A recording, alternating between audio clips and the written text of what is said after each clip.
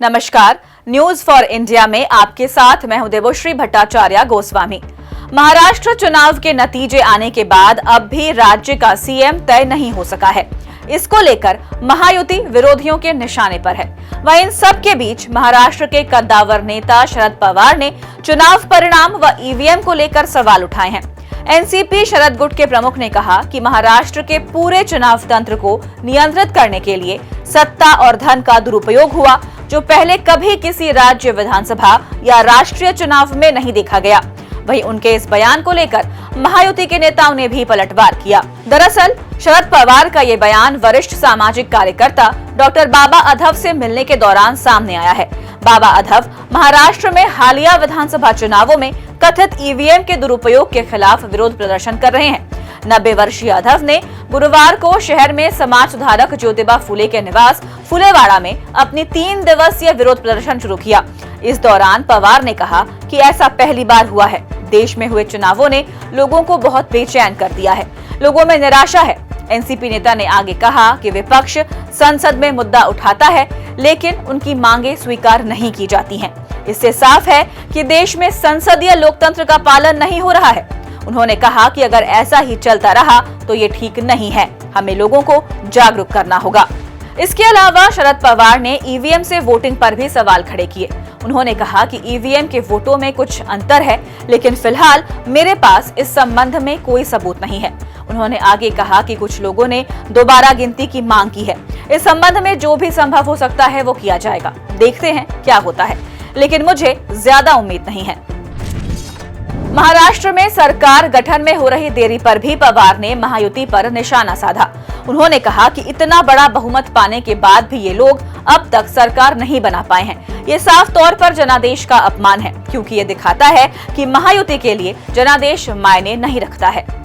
वहीं शरद पवार के इस बयान से नए सिरे से राजनीतिक अस्थिरता पैदा हो गई है। इस पर शिंदे गुट वाली शिवसेना के नेता संजय शिरसाट ने कहा कि शरद पवार सरीखे वरिष्ठ नेता को ऐसा बयान नहीं देना चाहिए। राजनीति में सबसे ज्यादा बाहुबल और धनबल का इस्तेमाल उन्होंने ही किया है। चुनाव हारने के बाद ऐसा बयान देना ठीक नहीं है।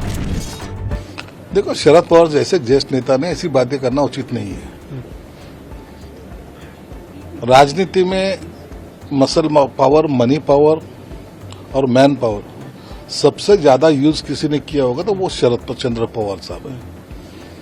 इसलिए अब जब हार होती है तो दूसरे पक्ष पे ऐसा आरोप लगाना गलत है।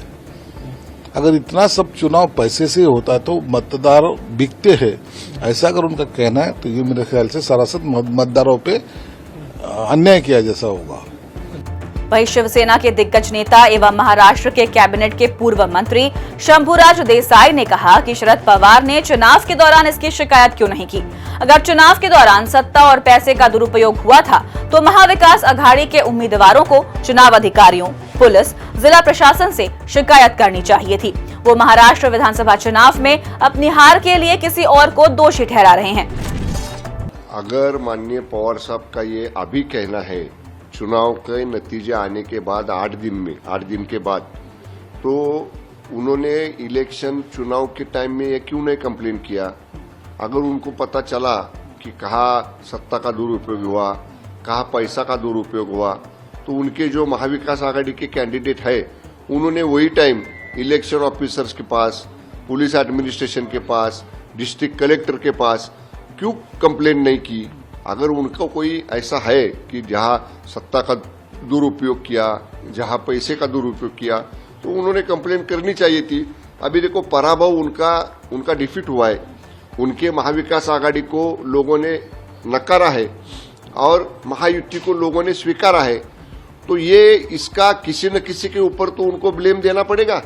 इसीलिए वो ब्लेम देने का काम कर रहे हैं और वो ऐसा करके हम लोग को मीन्स हम लोग ने सत्ता का और पैसे का दुरुपयोग किया ऐसा बयान दे रहे। इसमें कोई तथ्य नहीं है। और फिर भी अगर उनका कहना है तो अभी भी वो गवर्नमेंट की तरफ, पुलिस की तरफ या जो चुनाव आयोग है उनकी तरफ लिखी शिकायत दे सकते हैं। उसकी जरूर उनके जो भी नियम है उसकी तरफ से वो एडमिनिस्ट्रेशन उचित कार्यवाही करेगा। देखिए, ऐसी बातें जो है पोर्टफोलियो की, और कैबिनेट में किसको कितने बर्थ मिलेंगे इसकी ये डिस्कशन सभी पार्टी के जो वरिष्ठ नेता है, शीर्ष नेता है, वो लोग करते हैं। हमने अभी हमको कौन सा डिपार्टमेंट चाहिए, हमको कितनी बर्थ चाहिए कैबिनेट में, ये बातें ऐसे मीडिया के सामने कहने वाली बातें नहीं है। और हमारे जो 3 नेता है महाराष्ट्र के, माननीय शिंदे साहब, माननीय फडणवीस साहब और माननीय अजित दादा, ये तीनों लोग साथ में बैठेंगे, इसका फॉर्मूला तय करेंगे, डिपार्टमेंट्स का पोर्टफोलियोज का फॉर्मूला तय करेंगे, कौन से जिले में किसको गार्डियन मिनिस्टर बनाना है उसका फॉर्मूला तय करेंगे और ये बातें चर्चा करके इसमें सॉल्यूशन निकलेगा। ये तो मुझे मालूम नहीं है। हमको ऐसा पहले पता चला था कि मंडे को, सोमवार को भारतीय जनता पार्टी के विधिमंडल विधायकों की बैठक है और उसमें वो लोग उनका लीडर ऑफ हाउस वो डिसाइड करने वाले हैं। लेकिन महायुति के जो 3 मुख्य पक्ष है, शिवसेना ने अपना गटनेता माननीय मुख्य नेता हमारे और महाराष्ट्र के मुख्यमंत्री माननीय एकनाथजी शिंदे साहब को गटनेता चुना है। राष्ट्रवादी कांग्रेस पार्टी जो है उन्होंने अजित दादा साहब को गटनेता चुना है। अभी सिर्फ बीजेपी का गटनेता चुनना बाकी है।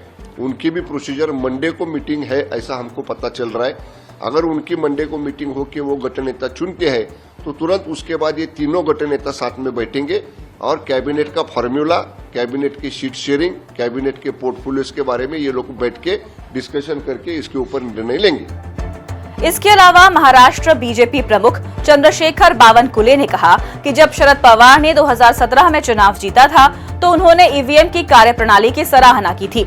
जब उनकी बेटी सांसद सुप्रिया सुले और अन्य सांसदों ने लोकसभा चुनाव जीता था तब भी उन्होंने ईवीएम के बारे में कुछ नहीं कहा था। उन्होंने कहा कि महाविकास अघाड़ी के नेता और कार्यकर्ता इन पार्टियों के साथ नहीं रहना चाहते हैं और वे सभी महायुति में शामिल होना चाहते हैं। उन्हें इस हार से कुछ सीखना चाहिए। 2017 में जब शरद पवार जी जीत गए थे वो समय उन्होंने ईवीएम के बारे में कहा था कि ईवीएम अच्छा चुनाव का एक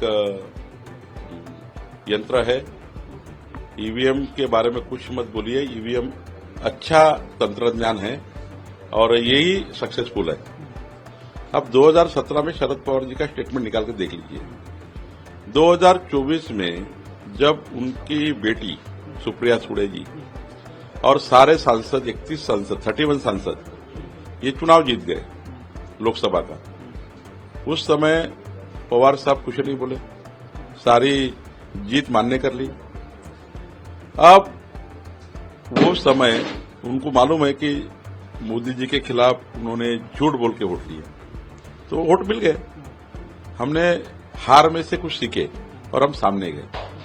महाराष्ट्र विधानसभा चुनाव में हमने जिस प्रकार से हमारे तीनों पार्टियों ने, हमारे 11 पार्टियों ने, हमारे एनडीए ने, हमारे मोदी जी ने, अमित भाई ने, नड्डा जी ने, देवेंद्र जी, हमारे सारे नेताओं ने जिस प्रकार से अलायंस और जिस प्रकार से काम किया, हमारी डबल इंजन सरकार ने काम किया, एकनाथ जी, अजित दादा सब ने, तो ये सरकार ने जो काम किया वो जनता को पटा और जनता ने हमें जीत के दिया। अब शरद पवार साहब 2 बातें का जिक्र कर रहे हैं। 1, सत्ता से पैसा और पैसा से सत्ता, ये तो उनका ही जीवन है। पूरा देश जानता है और महाराष्ट्र जानता है कि शरद पवार साहब का जीवन और उनका जो पॉलिटिकल उनका प्रवास चला है तो सत्ता से पैसा और पैसा से सत्ता, यही उनका धर्म था। अब वो जब हार गए तो हम ही सिखा रहे। अब दूसरी बात शरद पवार साहब की कि वो ईवीएम पे दोष देना चाहते हैं। अब वो कहते हैं 11 बजे तक वोटिंग कैसा चला? भाई लोकसभा में 11 बजे तक वोटिंग हुआ था। 6 बजे लोग जब अंदर चले जाते हैं तो 11 बजे तक वोट डले थे, तब क्यों नहीं बोला आपने? आप क्यों बोल रहे हैं? एक ही बात है।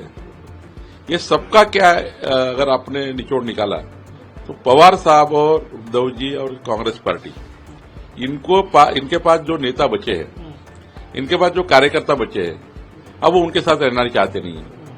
अब वो बीजेपी की तरफ, शिवसेना की तरफ, अजित दादा की तरफ जाना चाहते हैं क्योंकि इन्होंने झूठ बोलकर उनके पास उनको रोक के रखा है। उनको लगता है आने वाले चुनाव जो है स्थानीय इकाइयों के, जिला पंचायत के, नगर पंचायत के, कारपोरेशन के, ये चुनाव में कार्यकर्ता में भगदड़ मचेगी, नेताओं में भगदड़ मचेगी। उनको संभालने के लिए ये स्टेटमेंट कर रहे, कोई उपोषण पे बैठ रहे, कोई आत्मक्लेश कर रहे, ये सब झूठा है। ये कुछ होने वाला नहीं है। उनको वो हार स्वीकार कर लेनी चाहिए। हार स्वीकार किए तो कम से कम आने वाले 2029 में जो विधानसभा आएगी, अपोजिशन लीडर तो बना पाएंगे। ऐसे से तो अपोजिशन लीडर भी नहीं बना पाएंगे आगे 2029 में। भाई 2029 में अपोजिशन लीडर तो लगेगा, तो कम से कम कांग्रेस पार्टी और उद्धव जी और शरद पवार जी उतना तो ख्याल रखे कि थोड़ा सीख ले, इसमें से हार में से सीख ले और 2029 का अपोजिशन लीडर बनाने के लिए मैंडेट लाने का प्रयास करें। Bureau report, news for India.